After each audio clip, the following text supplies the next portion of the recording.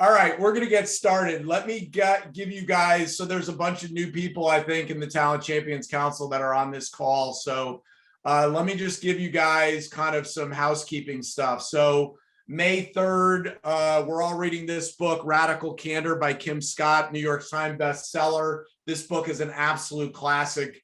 Jay, I'm sure, Jason, have you read this? I have not. I'll have to phenomenal. add that one to my list. Unbelievable. So we've got May 3rd. Kim's going to be joining us to talk about Radical Candor, phenomenal book. May 10th, we have Alicia Abate, who is a leading futurist and one of the smartest people I've ever met. May 17th, we have Stephanie Malik, who's an amazing CEO. And then in May, we're going to be reading this book, which is called Bet on Talent by Deanne Turner. Deanne was the head of talent for Chick-fil-A for 30 years.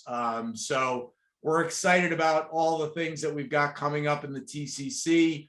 Another quick announcement, Randy Ostro has joined our team as our head of community development, and he's really here to optimize your member value. And from what I've heard, he has already done that in spades for lots of you. We're going to be notifying you very soon. We're going to be switching over to a new platform called Mighty Networks that we're really, really excited about. It's an incredible platform. We think it blows Discord away. So I think you're going to be really happy with that.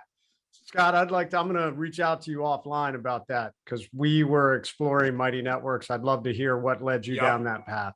Yeah, definitely. So let's you and I and Kathy jump on that call. We'll tell you what we found out.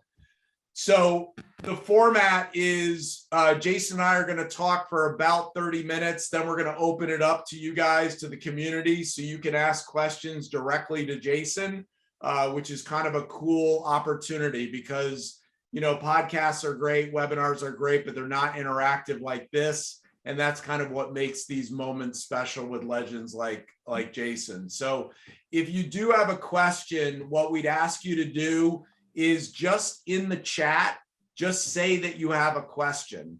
You don't have to put your question in the chat. Just say that you have one, and you'll get teed up to ask that question directly.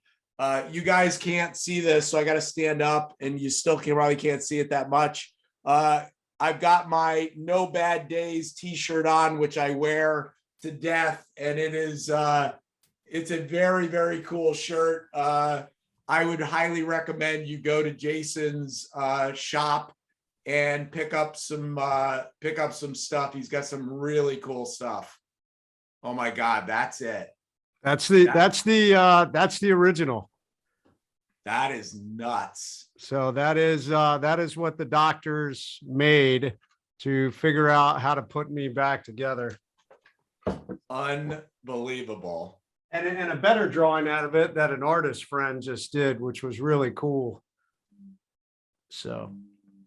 Yeah. So No Bad Days. It was funny. We were talking this morning in our team meeting about just different stuff going on in people's lives. And, you know, sometimes we can get overwhelmed by things. And then you think, wait a second, at noon, we're talking to Jason Redman about his book, Overcome. And all of a sudden, that stuff that seems pretty significant is not nearly as significant. So we are incredibly blessed and honored to have Jason Redman. He's a former Navy SEAL, wrote 2 books. You can see The Trident behind me, which was his first book, New York Times bestseller, more of a memoir, and really, really captivating. Talks a lot about his leadership journey, some mistakes that he made, and how he overcame those mistakes. And it's one of the best books I've ever read. Today, we're going to focus on his book, Overcome, which is all about resiliency and overcoming adversity. And I think it's just such an amazing topic. For those of you who don't know, who maybe didn't get a chance to read the book, in 2007 in Iraq, Jason was severely wounded, We'll talk a little bit about that today. And since then, he's just continued to overcome with a persistently positive attitude that inspires me all the time. So, Jason, first of all, thank you for joining us. I know you've got a ton on your plate. I cannot thank you enough. No, Scott, it's my honor, man. Hi, everyone. I'm just thankful to be here. Obviously, at the end of the day in this life, what is, Scott talks about people over everything. What is the impact that we leave? And this is where we make impact when we get to connect with people. We all get wrapped up in busyness. I know I do. But I am thankful that I, am still here to share this message. So I look forward to talking to everybody. Let's do it. Let's do it. So, you wrote a New York Times bestseller. Not a lot of people can say that. And then you felt like, what, there's another book that needs to be written. And you wrote Overcome, which I think, there's not a person out there that doesn't need to read that. I've been hearing a lot lately about, how bad things are, how tough they are, and that, all of the, mental health issues are at an all-time high. And one of the things that I think is that maybe resiliency is at an all-time low because we've sort of robbed people of what I would call the gift of adversity, because we don't see adversity as a gift, and it really is, because it helps forge us. So, I mean, you wrote so many amazing chapters in Overcome. I guess, first of all, tell us what compelled you to write Overcome, and let's talk a little bit about your journey. Yeah, absolutely. So, it was a 7-year difference, 6-year difference between the Trident being released in 2013 and Overcome being released. And I don't know, I guess there's a lot of authors out there that already have a plan for the second book. I did not. But what happened is so many people were moved, and I got a ton of people obviously reaching out to me about the Trident. And most of the time they would say, hey, how did you do that? How did you suffer so many major catastrophic events in your life? This leadership failure that would have wrecked anybody, and you came back from that. And then you get severely injured and you come back from that.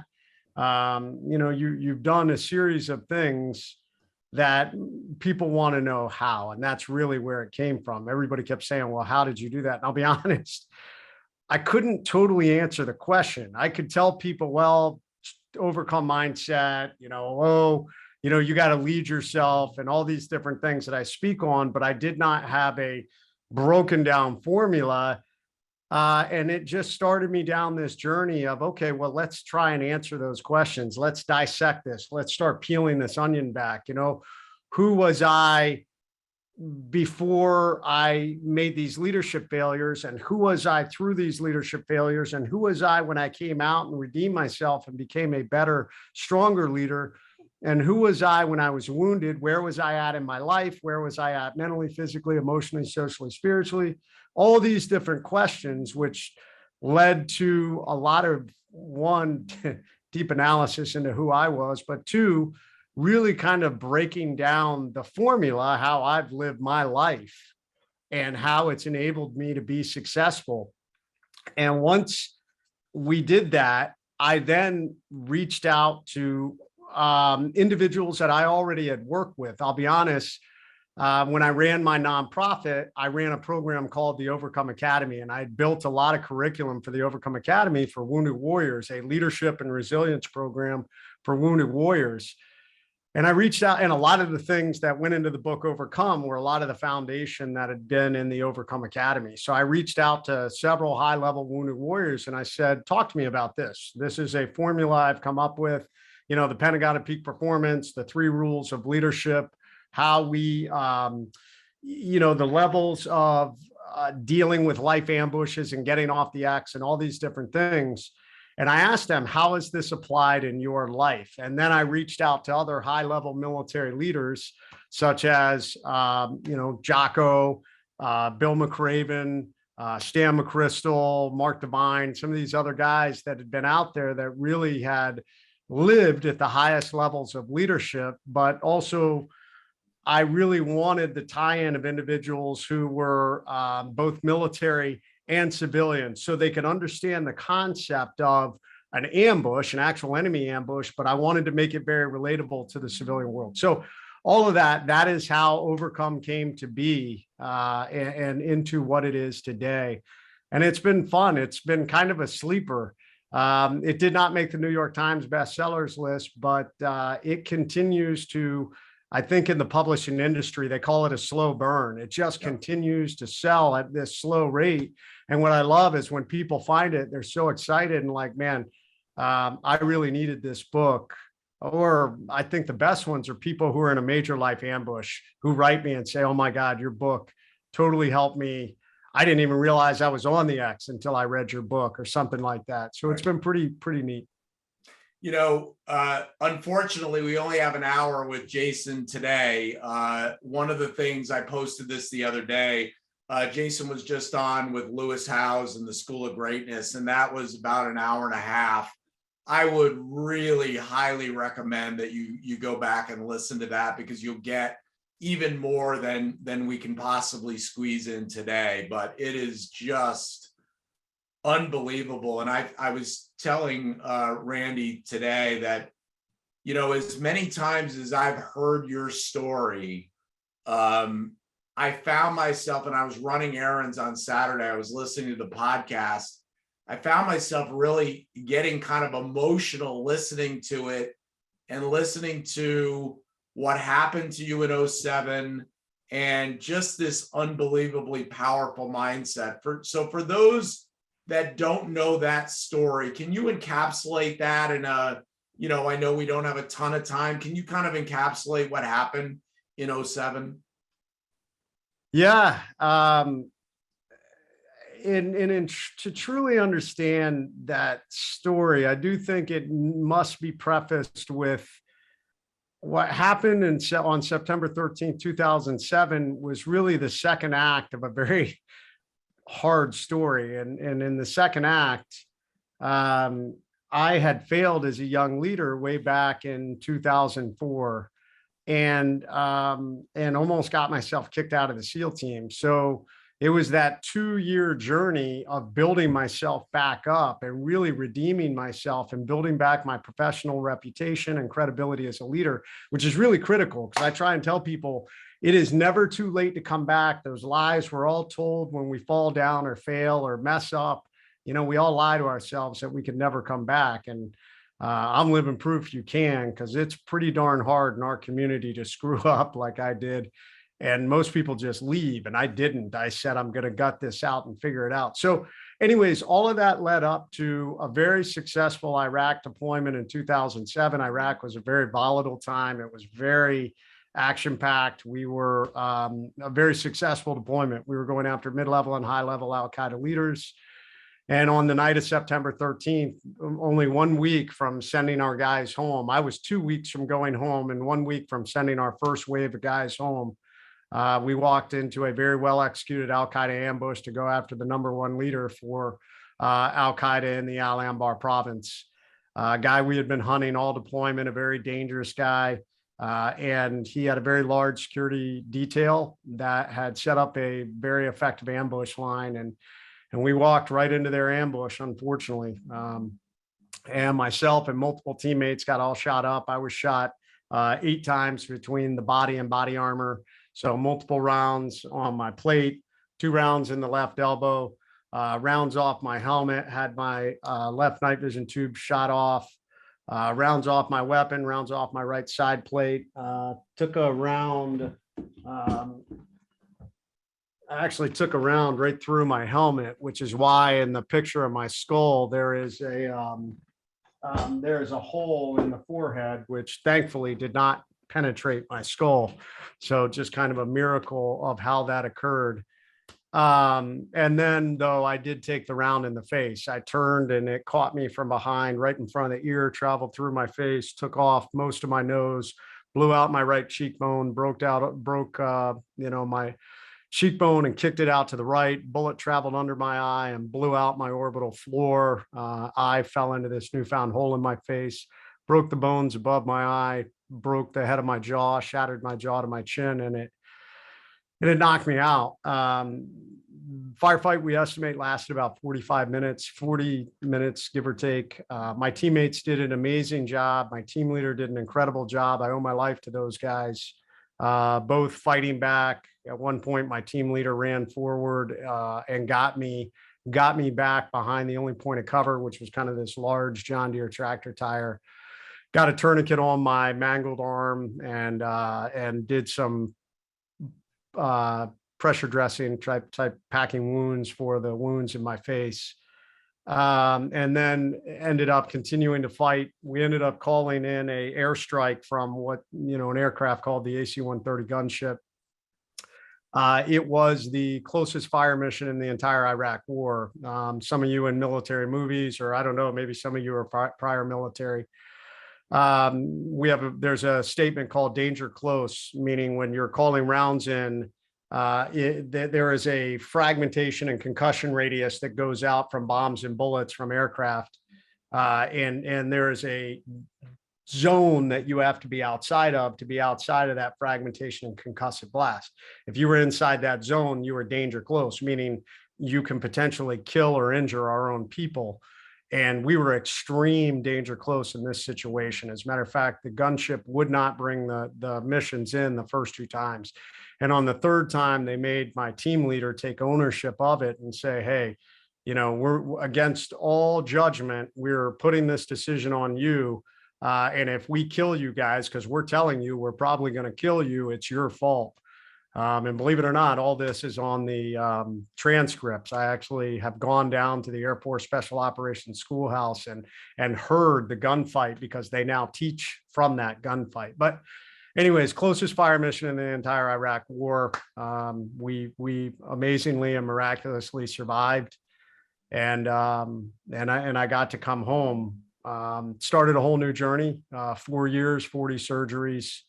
And obviously, frequently, like I talk about, it ended my special operations SEAL operational career. I did finish my career with 21 years and retired, but it started a new career of, trying to help people. And that became the new journey.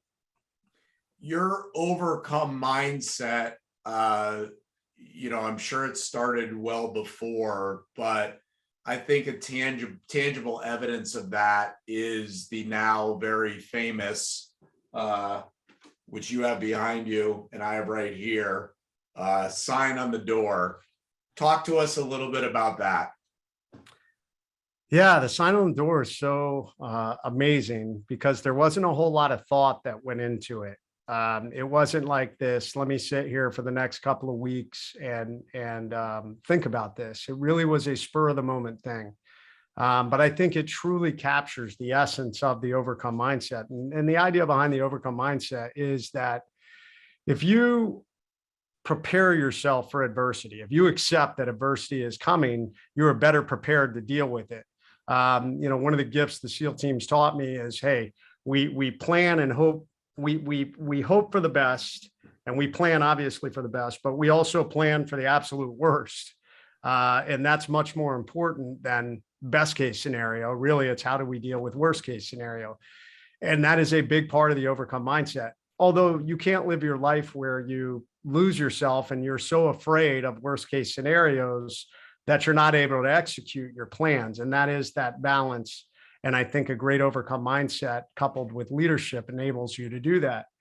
So when I got injured and I was laying in that hospital, I won't lie, it was tough. And I frequently talk to people in talks, especially right now in these last several years.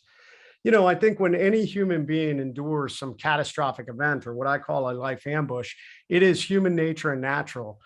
Even if you have an overcome mindset in the beginning, to be knocked down and pinned on that X.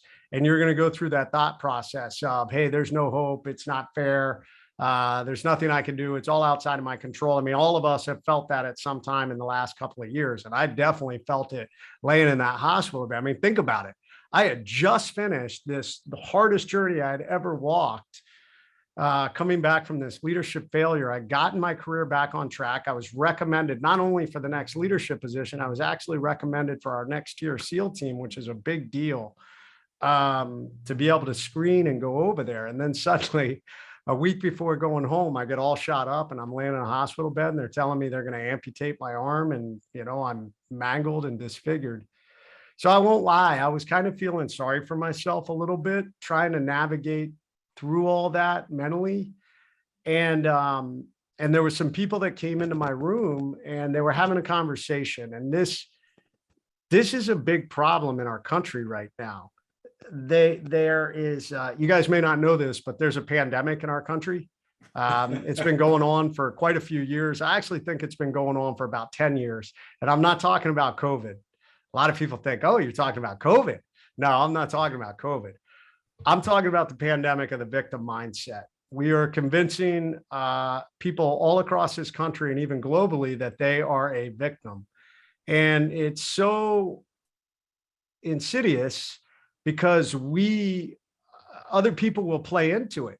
They will say, oh my God, because this bad thing happened to you, or because of your race, creed, color, gender, religion, whatever, we're going to put you in the victim box and lock you and expect you to be in the victim box. And we even celebrate people in the victim box is what's happening. And that kind of happened in that room. I was laying in that bed and they were like, oh, these wounded warriors, it's so terrible what happens to them. They're never going to be the same. They're never going to be successful. They're never going to be able to overcome. They're just going to be these broken individuals. And I remember laying in that bed, and I'll be honest, I'd been kind of struggling with everything, but it kind of made me angry. And I was like, wait a minute, like, okay, these people are going to come in here and feel sorry for me. And I'm trying to figure out how not to feel sorry for myself. And then I thought about the fact, dude, look at where you came from. Like, you just climbed out of the deepest, darkest hole you'd ever been in. And I just said, that is not going to be me. I will not be a victim. I will get up. I will be a victor. I don't know how I'm going to do it, but I am going to grind forward and I'm going to lift other people up. And no one from this point forward is going to come into this room feeling sorry for me. And that's when I wrote out that sign. It said, attention to all who enter here. If you're coming in this room with sadness or sorrow, don't bother. The wounds that I received, I got in a job that I love, doing it for people that I love, defending the freedom of a country that I deeply love. I will make a full recovery. What is full? That is the absolute utmost physically. I have the ability to recover, and then I will push that about 20% further through sheer mental tenacity. This room you're about to enter is a room of fun, optimism, and intense rapid regrowth. If you are not prepared for that, go elsewhere. And we signed it, the management, and put it on the door, and it obviously took on a life of its own. It got written about. It was all over the news. It earned me an invitation to the White House. It's been written about in multiple best-selling books, documentaries. But the biggest thing I tell people about the sign is the greatest gift you have in this life to break the victim mindset is you have a choice. Nobody pins you to the X. Nobody holds a gun to your head and says, oh, woe is you. You know, nobody chained me to that bed and said, you know, too bad, you know, you've been locked in the wounded warrior broken box. You'll never get out. You have a choice. And it is that choice to get up and drive forward and get off that X. And that's what that sign represents. And everyone has it. Everyone on this planet, you have a choice what to do when adversity punches you in the face. How do you maintain that optimism and that overcome mindset? You know, I know you had some health scares not that long ago, and yet, you know, I remember just you and I texting back and forth and kind of, you weren't sure what was going on.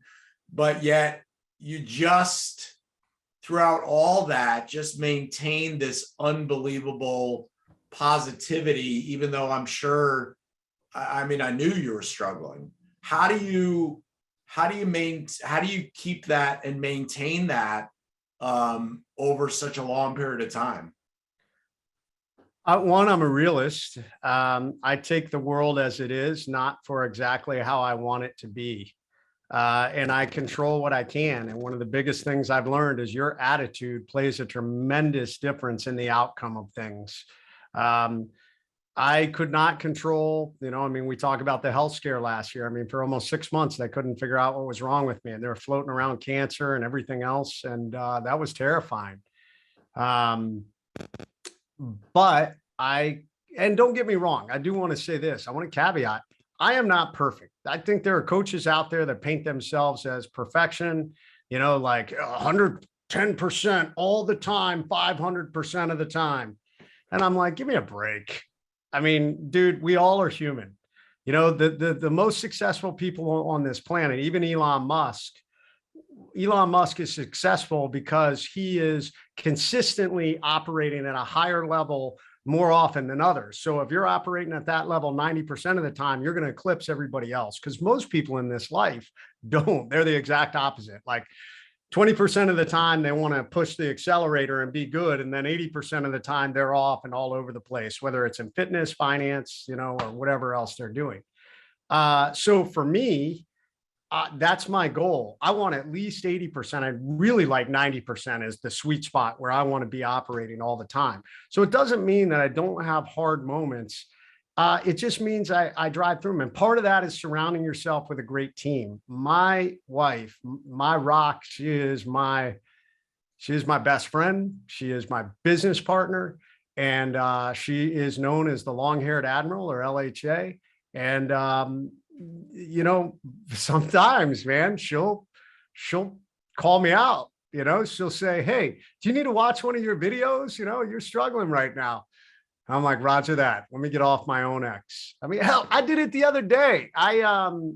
We live in such a comparison world, and I hate social media. I think it's the most insidious thing, although it has a great place. And that's why I'm so focused on putting positivity out on it.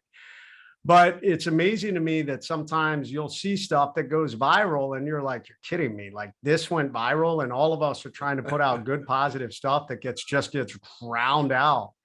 And I had to get off my axe. I had to say, "Bro, continue to drive forward, keep doing what you're doing. Relentless belief in your mission is what will make the difference." More content maybe on Winston the pig, Jason, might make stuff go viral. So it is funny to me. I've been laughing about this. I'm like, man, I try and put out all this great leadership content, and Winston the pig is by far the biggest thing. I go to events now and people are like, "How's Winston?" I'm like, Winston and karma, right? Winston and karma, baby. People, yeah. So there's a balance in all of it, man. And that's a great example. We're all human. We're all human. Right. And I think people want to know that. People want to know the human side of all of us. And I think I'm definitely not perfect. I'll tell you that right now. But like I said, I strive to be as good as I can be, or at the top of my game at a minimum 80% of the time. And my goal is 90% of the time. Yep. So I know everybody on this call wants to be able to crush adversity. And I know we've got a ton of questions, so hopefully we can get to most of them. So we're going to dive into questions, and just be cognizant that we do have quite a few people that would like to ask Jason a question. So we're going to go to Jared in Texas first. Jared, you're up with Jason Redman.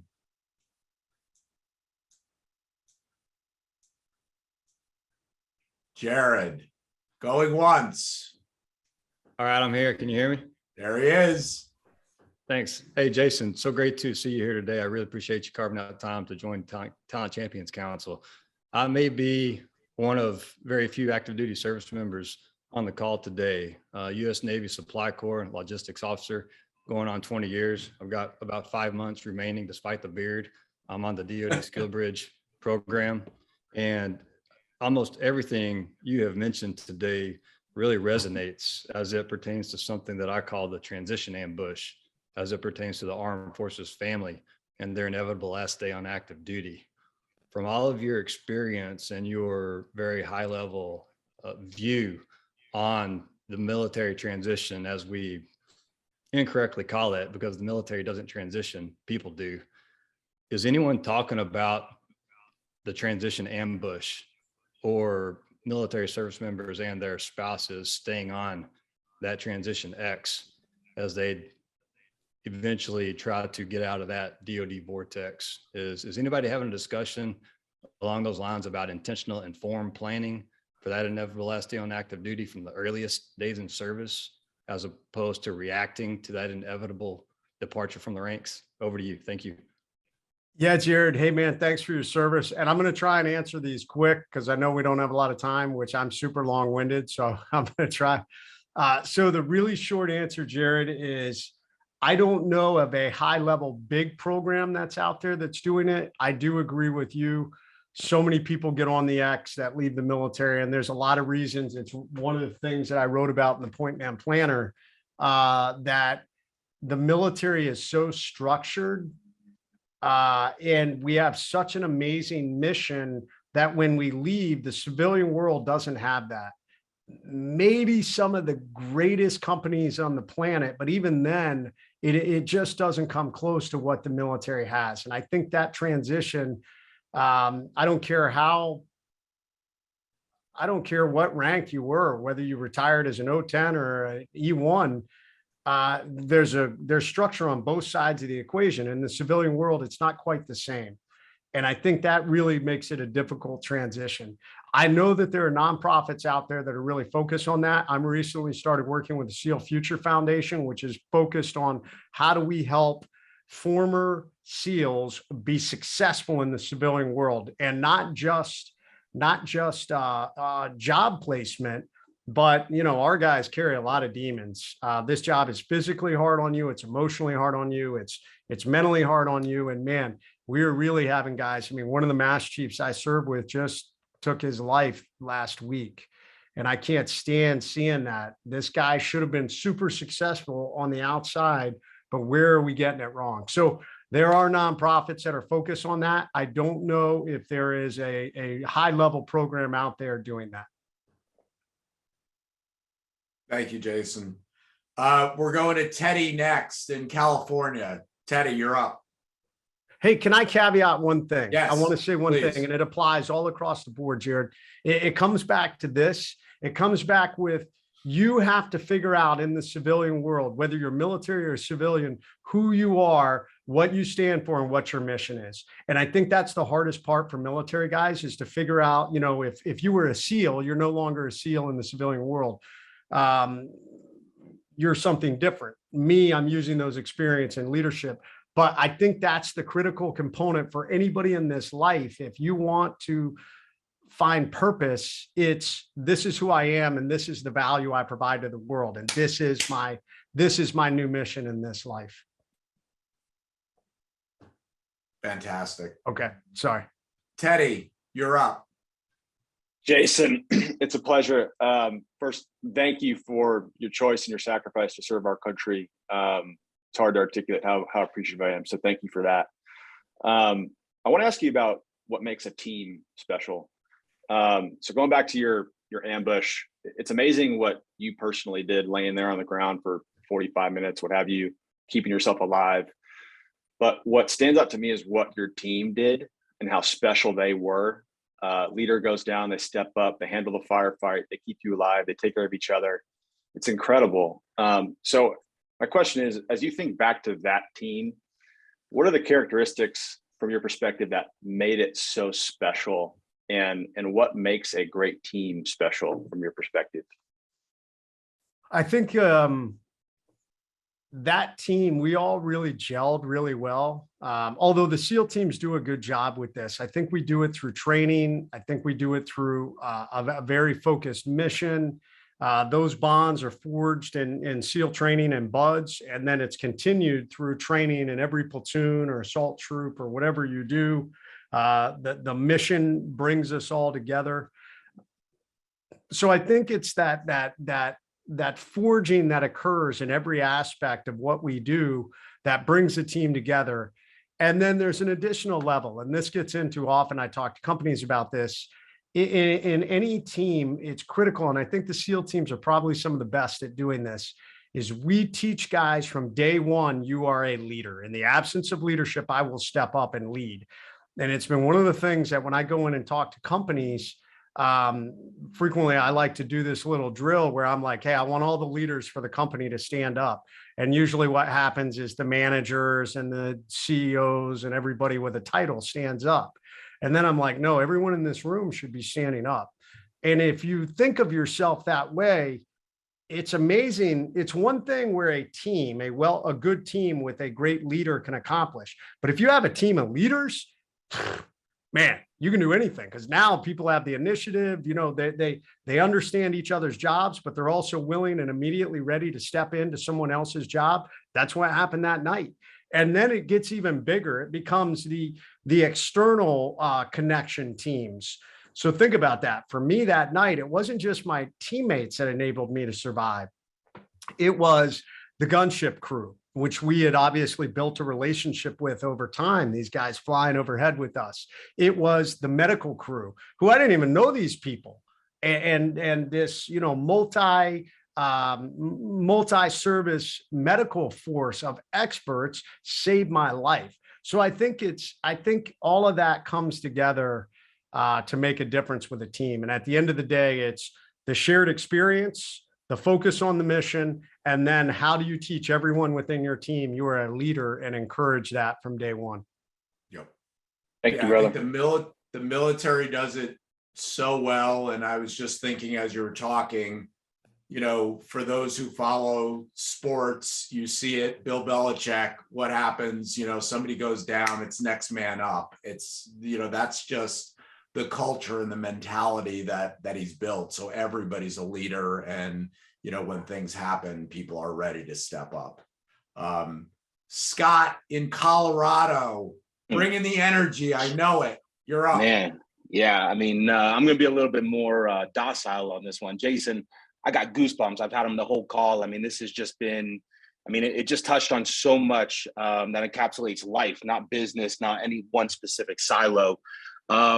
I'm going to go deep here for a second, if you don't mind. As somebody that's had a near-death experience, I've looked mortality in the face, and it's opened up a new dimension of myself that I don't really share too often, but I find it very hard to relate because we live in this fear-based world, but this is all coming to an end at some point, right? I'm very curious the perspective that you gained as you were laying there in the bed, sort of going on this recovery journey. What was that like, knowing like, man, I'm staring mortality in its face, and how do you take that and package it back up to the 99% of people that haven't had that experience of like being right on the edge of death, and make it relatable to take these lessons that you incur and learn there and send it back downstream and try and get people there?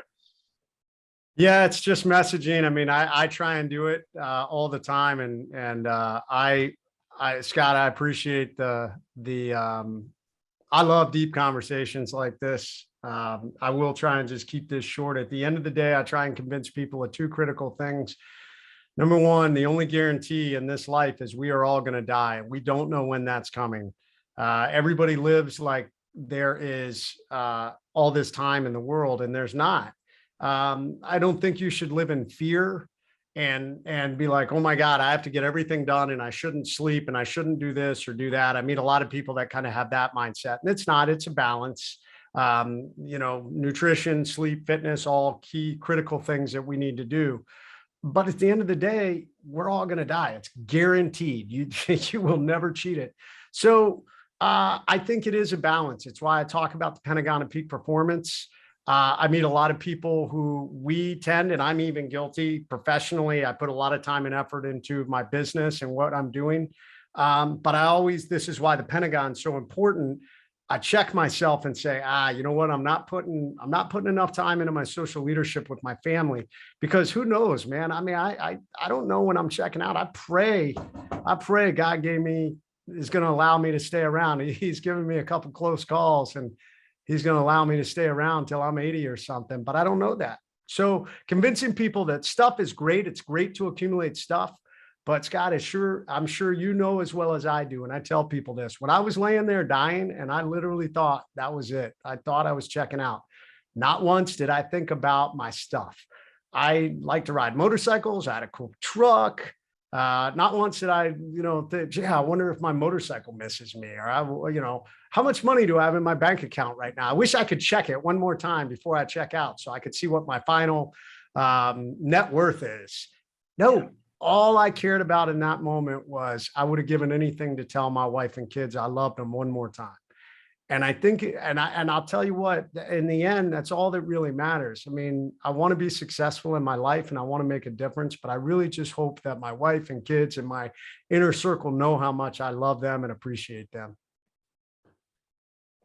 Really cool. Really appreciate you, man. We run a podcast called The Attitude of Gratitude. We had Scott on. Jason, I'd love for you to come on. We, continue this conversation. I think there's a ton to unpack there, but thank you for your vulnerability today. I'd be honored to be on. Kathy, would you be willing to give Scott my email? Love it. Thank you, guys. Done deal. Thank you. Done deal. Absolutely. Cindy in Tennessee. Tennessee. First of all, I agree with everything you just said in your last sentence, Jason. That just speaks everything to my world. At the end of the day, that's what it comes down to. Your family, your friends, your close circle, and the impact you've made, really. So I agree with you. My question is, when you're talking about the SEALs, you mentioned that you planned for the worst mentality. And I get that. That was part of the job. I'm wondering, did you take that back into your daily life when you came back? Because I don't see the world through those lenses. I see my world always the opposite, very positive. I never think of the worst, but there are those people out there that like to say, well, plan for the worst and think like, I don't do that. So have you kept that mentality? And do you think that is a good way to face the world? I have, but I will say, I think I'm a little bit of a dichotomy because I think there's some people who plan for the worst and focus on the worst, and they can't break out of that worst case mindset. So they don't have the ability to be positive because they just have this dire outlook on life. I have the ability to look at these dark situations and do some planning and put myself in a place that hopefully I'm ready to deal with those if it happens. And then I drive forward and execute on the world as it is right now, recognizing that maybe a bad thing could happen. I mean, this is a really dark thing. And I think people think sometimes I'm dark for mentioning this, but I have thought about what would happen if I lost my wife. What would happen if one of my kids was killed or died? I've thought about it. Why? Because that's a horrible ambush. And I don't want to be totally blindsided if it ever happened. I pray that it will never happen. I pray that it will never happen. But I think an overcome mindset is a mindset that says bad things happen to good people and bad things happen to those we love. And if you live in this bubble and say, well, that'll never happen to me, or that'll never happen to my loved ones, you may be totally crippled if something was to happen. Now, once again, you can't live your life in fear. Sometimes some people can't allow their minds to go down this dark path because I don't know, they don't have the ability to recover from that. But to me, it's a mindset of readiness. But then I drive forward and I'm thankful for every moment I have. I've started dabbling in the personal defense and survival space. It was something that I taught in the military because I'm meeting so many people that are looking at the world we're living in now. Crime is escalating in major cities. Some of my coaching clients are really scared. One of my coaching clients lived a block from where this Bronx subway shooting happened. And thankfully, she had actually just gone through a workshop that we had ran on self-defense and survival. I'm not teaching people to be a Navy SEAL. I'm just teaching people to have a mindset of readiness and to have a base level of comfort in being able to defend yourself or survive. And I think once again, that leads itself to an overcome mindset. What is worst case? How do I build a minimum level of readiness where at least I can deal with this situation and I'm mentally prepared for it? And then now that I've done that, how do I drive forward with the life that I'm living right now, not stalling myself or not allowing myself to drive forward because of a potential worst case scenario that may never happen, but it could. So at least in the back of my mind, I know it's there. I've taken some steps to prepare myself in the worst case. And now I'm driving back on my path to be ready and hopefully to execute all the great things that I want to do and have gratitude for everything I have right now, recognizing that I don't know, at any moment it could be gone. Such a great answer. I think you talk about in your life, the average person is, I think the number was they're going to go through about 5 life ambushes. 5 majors. And, I think when you reconcile that, things like whether it's the pandemic, these become moments in time. And they also become things that maybe you can reflect on and look at them as a gift, because it built the resiliency that you're going to need for the next ambush, because it's going to happen, especially if you're an entrepreneur or, if you do anything, if you're trying to maximize your life, there's always going to be something else. There's always going to be the next adversity.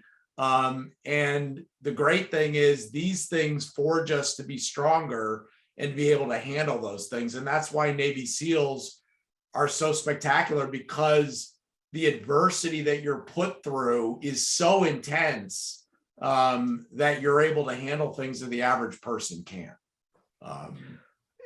True, but they're also, just remember, we are human. There are some SEALs that are out there that try and paint themselves as superhuman. Goggins, I love him. But Goggins, sometimes I feel like he's not relatable to the average person. And at the end of the day, we are human.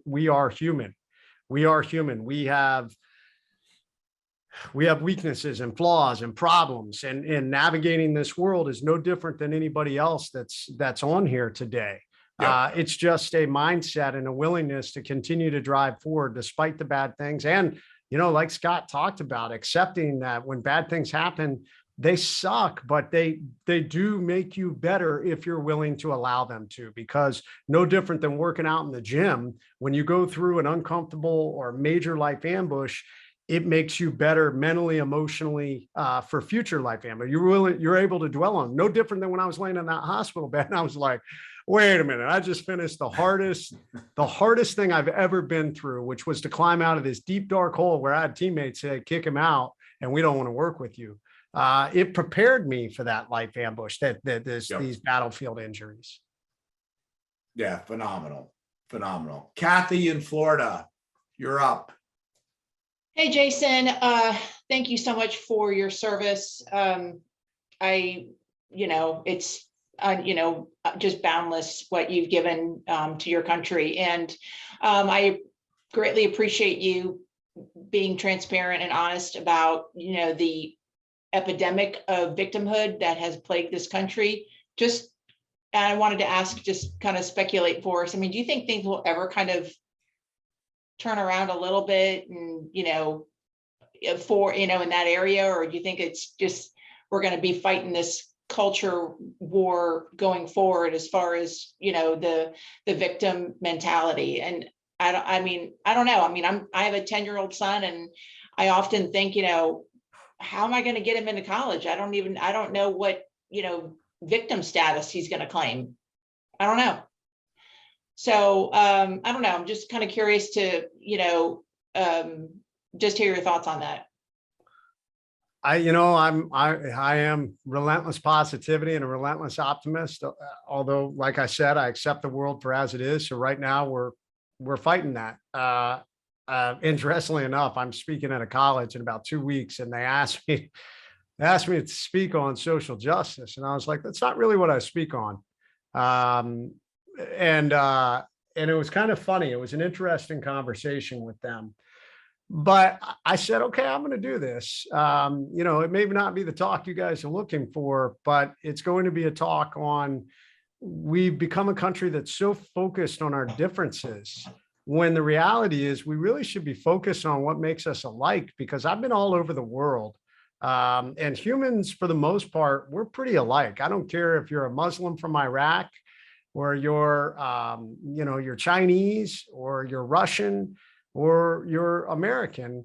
At the end of the day, almost everyone on this planet wants the same thing. We want to have the ability to raise our families in a peaceful environment. We want some shelter. We'd like to be successful, and basically, have all those things. So how do we bring people back together? I think it's just all of us continuing to spread that mission and breaking this mindset. Our political system is totally broken. Our correction system is totally broken. So how do we elect leaders? The problem is right now, going down, if you start looking at politics, both sides are just pushing further and further towards the extremes. And there's some on both sides who feel like, well, that's what we need to do to fix it. And I disagree. I feel like we truly have to bring people back to the middle, and understand that at the end of the day, we are all alike. And the other thing, you don't always get everything you want. We got to learn to compromise once again, because that's not happening in any way whatsoever. So that's where I'm at. Will it happen in my lifetime? I think it's going to take a while to undo this. That is the reality.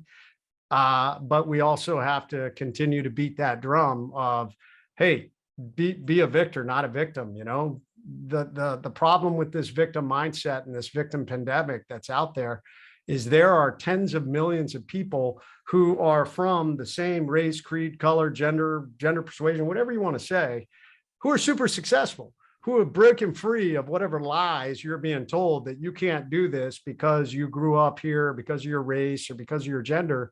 There are people that have broken free of that. So if they can do it, there's no reason you can't. We just need to make sure we continue to highlight them instead of let's just continue to focus on how different we are.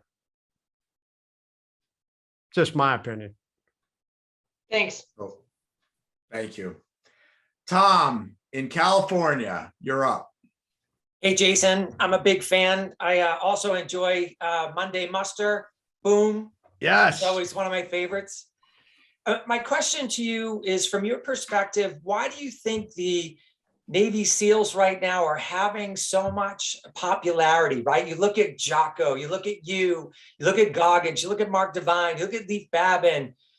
What are you hearing from people like that just resonates with them? I mean, Jocko's building factories and making clothes and doing all these great things. I'm just interested from your perspective, what you see. Yeah, Jocko's building an empire, man. I am super impressed with what he's done. So I think it goes back to what Kathy was saying. I think there is a large group of people that have bought into this victim mindset in this pandemic.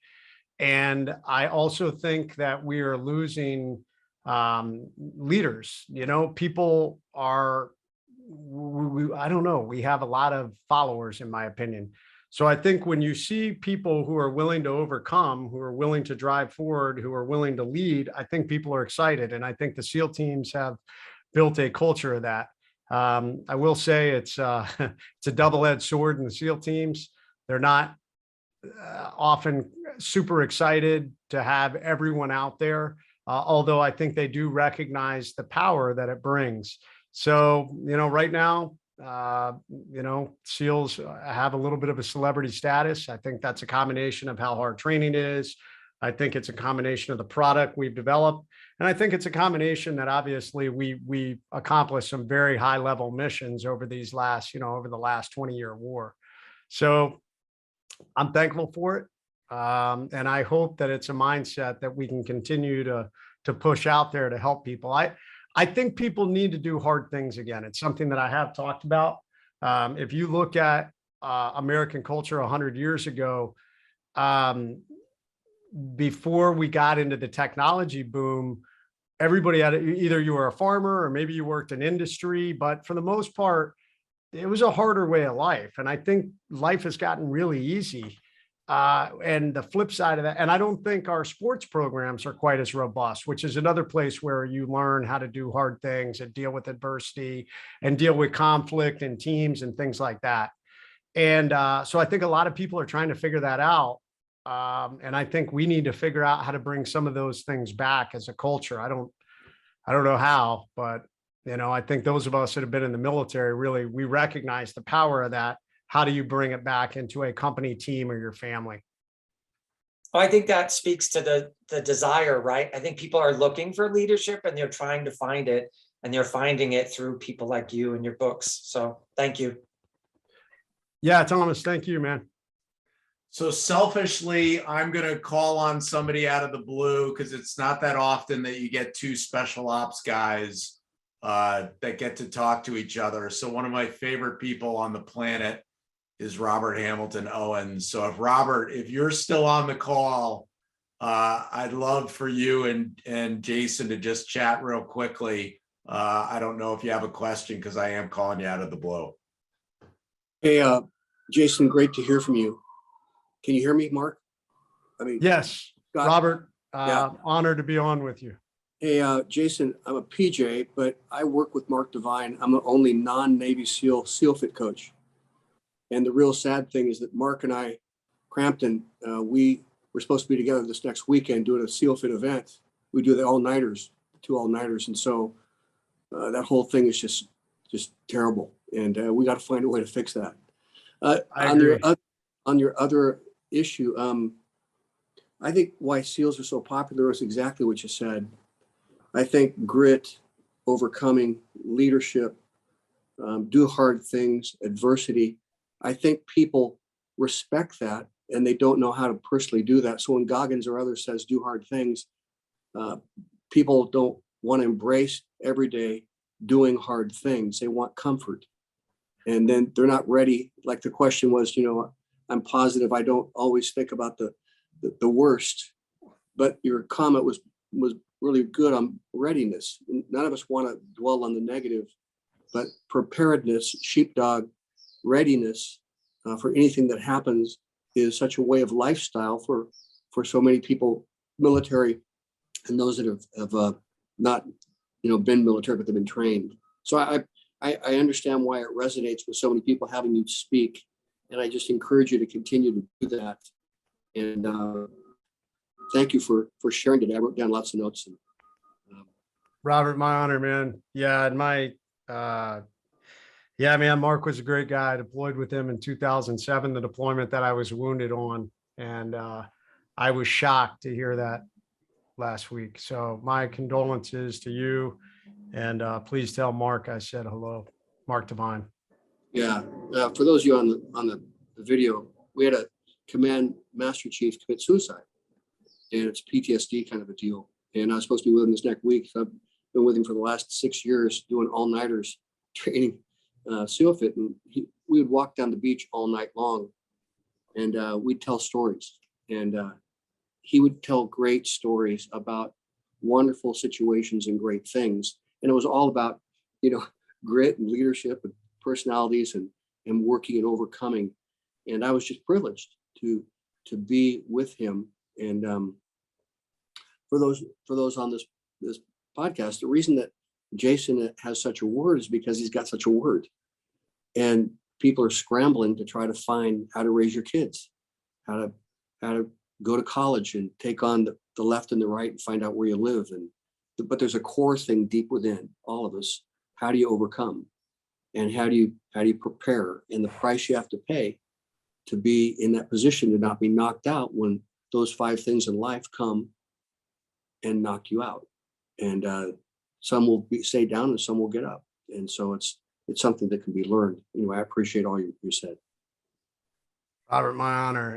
And guys, PJs are badass in their own rights, pararescue jumpers. These guys, they work with us frequently, and they're basically Navy SEAL paramedics is what they are. They're trained in all aspects to jump into the most denied places and provide high-level medical care. So we frequently deploy with these guys. So much respect. Well, this hour flew by. I'm not surprised that it did. Jason, I can't thank you enough for all that you've done, for coming and talking to us today. how can we, as a community of now 500 people in 29 different countries and growing pretty quickly, how can we support you? Obviously, any company that's looking for somebody to talk to their company about overcoming adversity, it's hard not to find Jason. But what can we do as a community to support you?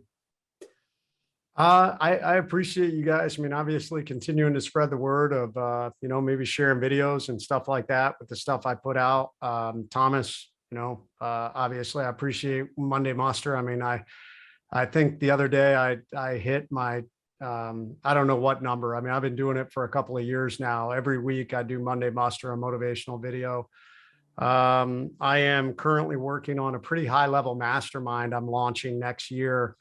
I don't know the number of slots. It'll probably only be 20, but it's called the Lead, Produce, Protect Mastermind. And I think these are the three things in life that everyone should be able to do. You should be a leader of yourself and others. You should be a producer. So you should produce something of value, whether that's whether that's creatively or it's financially or whatever it is. I think all of us should be producers, and you should be a protector. So at some level, you should know how to protect yourself and your family. So I'm working on that, and I will be launching that probably this fall for signups to start. And then how do people get on that list, Jason, to be notified?